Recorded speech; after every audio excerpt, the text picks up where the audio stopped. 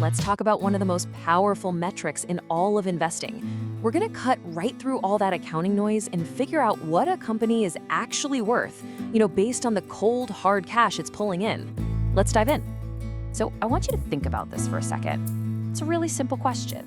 When you buy a stock, right, you're buying a little piece of a real business. So for every single dollar you put in, how much actual cash is that business spitting back out for you? Figuring this out? Well, that's the secret to spotting some truly incredible investment opportunities. Okay, so how do we answer that question? Well, the tool for the job is something called the free cash flow yield. It's actually a pretty straightforward metric that tells you exactly how much cash a company is kicking out compared to what you have to pay for it. So let's break this thing down. And look, don't let the word formula scare you off, because it's super, super simple. All we do is we take the company's free cash flow per share. That's basically the cash that's left over after they've paid all the bills and reinvested to keep the business growing, and we just divide it by the price of a single share.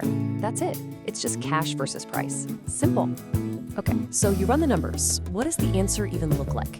Let's say you do the math for some company and you get 10%. So what? What does that number actually mean for you, the investor?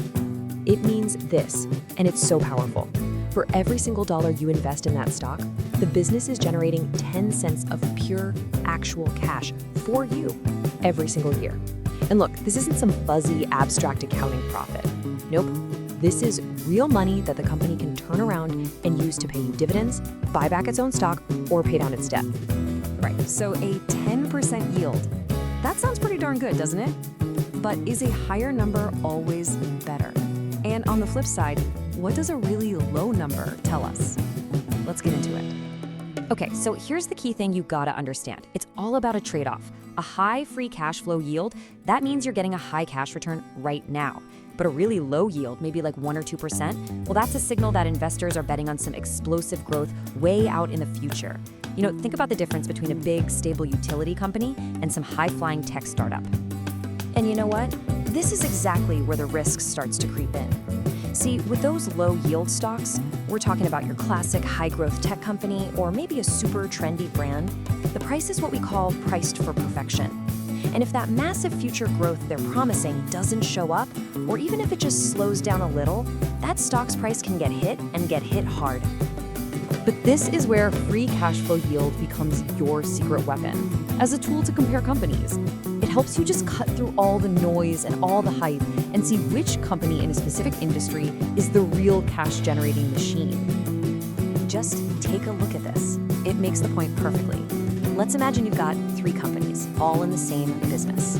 So peer B and peer C, they've got these low yields, which means the market has some really high hopes for them. But then you see company A. Whoa, that much higher free cash flow yield? That's a huge signal that it might just be a cash-rich bargain hiding in plain sight. Now, you might be thinking, hang on, isn't this just like the PE ratio? And hey, you're not wrong. You're on exactly the right track. The FCF yield is kind of like the earnings yield, which is just the PE ratio flipped upside down. But, and this is a huge but, there's a critical difference. FCF yield is based on cold, hard cash, not on accounting earnings, which, let's be honest, can sometimes be a little creative. And that right there is exactly why so many smart, seasoned investors are absolutely obsessed with cash. It's because cash flow is just so much harder to mess with using accounting tricks. It's the real fuel for the business engine, It's what pays for all the good stuff that rewards us as shareholders, the dividends, the share buybacks, paying down debt. At the end of the day, cash is king, period. Okay, that's great in theory, but how do we actually use this stuff? How do we take all this and turn it into a real practical strategy? Let's put together a simple little playbook for using free cash flow yield when you're building your own portfolio. Okay, rule number 1, use it to balance the quality of the business with the price you're paying. The absolute sweet spot, the holy grail, is finding a fantastic, high-quality business that also has a high free cash flow yield. Man, that combo can be a total home run. Now, rule number 2.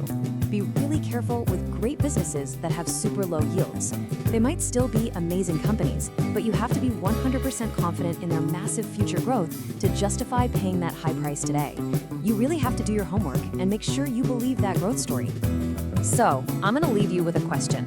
I want you to take a look at the companies you already own, or maybe the ones you're thinking about buying. And I want you to go deeper than just the headlines and the earnings reports.